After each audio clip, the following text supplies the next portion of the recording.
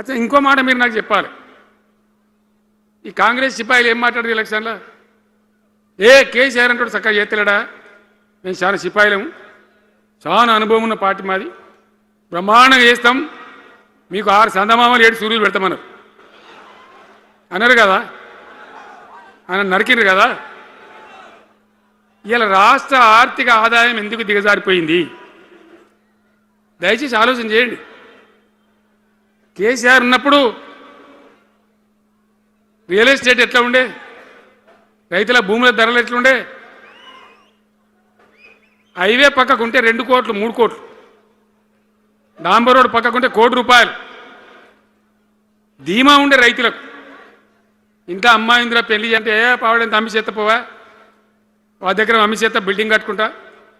ఈరోజు అమ్మేటోడు ఉన్నాడు కానీ కొనేటోడు లేడు.